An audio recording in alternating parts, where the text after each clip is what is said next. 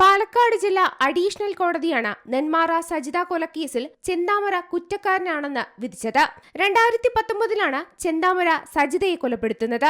തന്റെ ഭാര്യ പിണങ്ങിപ്പോകാൻ കാരണം അയൽവാസികളായ സജിതയും പുഷ്പയുമാണെന്നായിരുന്നു ചെന്താമരയുടെ വിശ്വാസം. ഇരുവരും കൂടോത്രം നടത്തിയതാണ് ഭാര്യ തന്നിൽ നിന്നും അകലാൻ കാരണമെന്നും ഇയാൾ വിശ്വസിച്ചിരുന്നു. ഇതിന്റെ വൈരാഗ്യത്തിലാണ് സജിതയെ ചെന്താമര കൊലപ്പെടുത്തിയത്. ഈ കേസിൽ ജാമ്യത്തിലിറങ്ങിയതിനു ശേഷം ഈ വർഷം ജനുവരിയിൽ ചെന്താമര സജിതയുടെ ഭർത്താവ് സുധാകരനെയും അമ്മ ലക്ഷ്മിയെയും കൊലപ്പെടുത്തിയിരുന്നു. ചെന്താമരയ്ക്ക് വധശിക്ഷ നൽകണമെന്നാണ് സുധാകരന്റെയും സജിതയുടെയും മക്കളായ അതുലയും അഖിലയും പ്രതികരിച്ചത്. ചെന്താമര ജീവിച്ചിരിക്കുന്നത് തന്നെ ഭയമെന്നും കുട്ടികൾ. ചെന്താമരയെ ഭയന്ന് പ്രധാന സാക്ഷിയായ പോത്തുണ്ടി സ്വദേശി പുഷ്പ തമിഴ്നാട്ടിലേക്ക് നാടുവിട്ടിരുന്നു. ഇയാൾക്കുള്ള ശിക്ഷാവിധി വ്യാഴാഴ്ച പ്രസ്താവിക്കും. Zee Malayalam news, Palakkad.